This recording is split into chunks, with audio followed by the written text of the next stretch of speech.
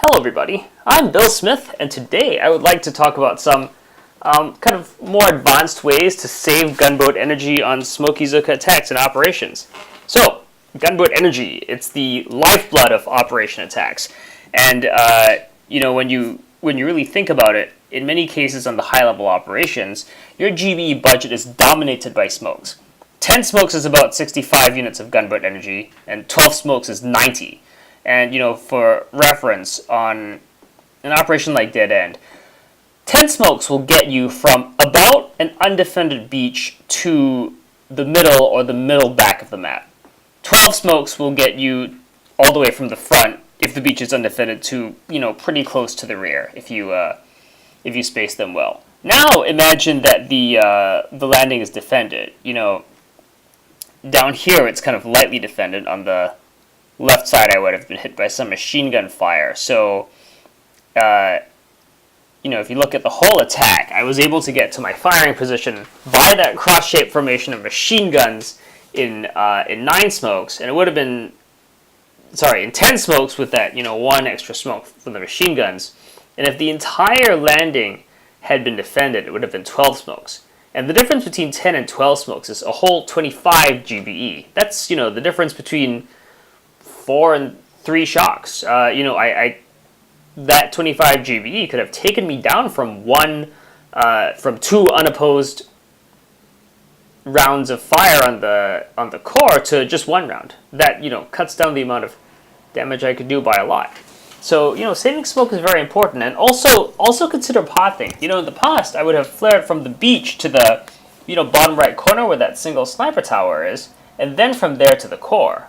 That can actually add another smoke to your path. So you'll see that instead in this attack, I flared, from my position on the beach directly to my firing position, and you can see the Zukas kind of wind around the buildings a little bit. I'm still trying to figure out how to explain how they decide their path, but once you've put in a bit of trial and error, I think I've got a decent explanation for it. So let's start with a couple of my attacks on War Factory, actually. So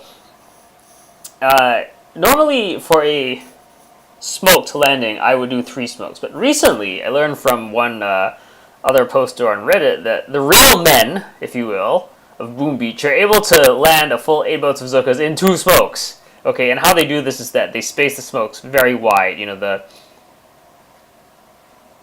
Just like here, they'll space their smokes so that the screens are just barely touching. And then when they start landing, they'll tap the outer edge of the first smoke screen and then, move their finger inwards from there. You can see here, I got the spacing about right. Unfortunately, I had put my smokes a bit too far to the left. And therefore, my last bit of Zukas landed a bit, weirdly. They landed all the way at the start of my... Well, yeah, excuse me. They landed badly. So that was a little embarrassing. Here, once again, I'm flaring directly to my firing position. That artillery is to mark the mortars so that they're damaged, and, Zukas go for damaged targets. Well, I missed 1 laser beam, and that unfortunately hampered my attack. But, as mistakes happen, I was able to get it down after this. And the second attack, you can see, this is, down here, I've got that 2 smoke landing down correctly. It does take a lot of practice. It is a bit risky. I wouldn't try this for the first time on an operation attack, I'll tell you that much. Down here, I've put my first smoke about right. There we go. See, that's the amount of spacing you need for your second smoke, and, it turns out I should have thrown my third smoke down straight away. Got distracted, but oh well. Okay, so in terms of Zuka pothing, here's what I think your Zukas are thinking. Draw a line from your Zuka's position straight to the flare destination. Now your Zukas are gonna roughly follow that path, but they're gonna obviously come across buildings. As they hit each building, what I think happens is that they'll try to minimize the deviation from that ideal path. So you can see here, as they're about to as they're about to hit this boom cannon, they're actually diverting to the right around the boom cannon. They're kind of biasing their path right. And, as you can see, a couple of the gals on the right take the wide path around because of the crate. Now, from here, what happens is that the left column's going to, obviously bias its path right to head straight for the flare. On the right column, unfortunately, will split into two. And, one of those two columns, one of them is going to go left around the top boom cannon, and one is going to go right. And unfortunately, I didn't position my smoke very well, so I lost a few more Zookas. But I think that is a start at explaining how Zookas choose their path. It does, like I said, take a bit of trial and error on each individual map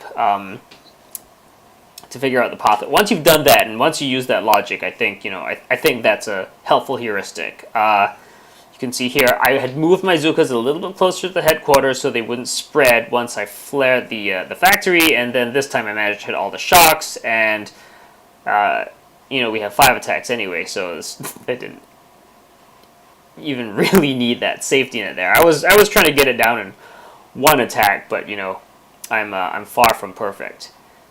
So back to the Zooka pathing. The reason I'm going over this is because a while back I heard Savage Warrior, this really famous YouTuber. He used to play in Earth and in Elite Force 2.2. He used to make a bunch of vids, a lot of really good Smokey Zooka training vids. He was the guy who invented the term Javelin Flare, which, as best as I can tell, means you gather your Zookas at an assembly point in the front of the map, and then you throw a flare all the way to the back. And, nobody actually explained how this worked, okay? But, if you get the starting point and the end flare point correct, your Zookas will path up really nicely. They'll go in 2 straight lines. Everything will be okay. I've got arguments against using the Javelin Flare technique in terms of being able to pay attention to things, because you have to, as your Zookas are walking up, you're going to have to split your attention from where they are to monitor the flare timer at the end. How I used to do it before I really figured out the Javelin Flare thing was that I would use intermediate flares like my pal Xe is using here. Now, of course, it turns out that if you place your intermediate flare correctly, you can still get your Zookas to form up in 2 nice rows.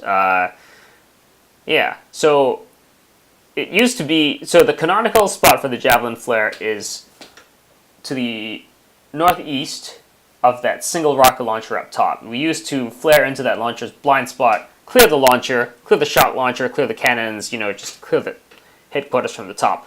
A different way to do it that saves attacks, but is a little bit riskier, is to just cram in among the boom cannons and rush the headquarters like we are now doing. Doing that saves you like 1 or 2 marginal smokes, okay, which is a lot of energy. And it turns out that if you position your Zookas properly, even though it's not entirely open ground, all your Zookas will fit under 1 smoke if you put them in the gap between the boom cannons and the cannons there. Or alternatively, you can you see that single boom cannon sticking out with a little gap to the next boom cannon. You can flare your Zookas into that gap as they are walking north. I don't do that here. I've done it before in a different version of Conical, but here I'm basically just repeating Xe's attack in terms of assembly point, intermediate flare point, and my final flare point. So yeah, just to reiterate, cramming by the cannons saves you from 1 and possibly 2 whole smokes. And remember, it's like, how many smokes has this been? 3, 4, 5, 6, 7, 8, 9. I thought it was 12 smokes all the way from the front to the back. Maybe we're spacing our smokes out better here. But, nonetheless, the point remains. By cramming by the cannons and rushing the headquarters, it may seem more risky, and it's a bit more of an all-or-nothing kind of attack, but you are saving smoke. And at the end of a long Smokey Zuka run, that marginal smoke is going to save you, what, 12, 13 points of GB? If you want to be like, if you're a math nerd, the nth smoke you save is going to save you n plus 1 units of GBE, right? Because your first smoke is 2 units, second smoke is 3 units, so it's always n plus 1. So that was the first 2 out of our 3 attacks on Conifold. I left this base with 30,000 hit points. I wish I boosted another true damage statue, but Conifold and 3 attacks on Curtain Calls, it's not bad. It's good enough.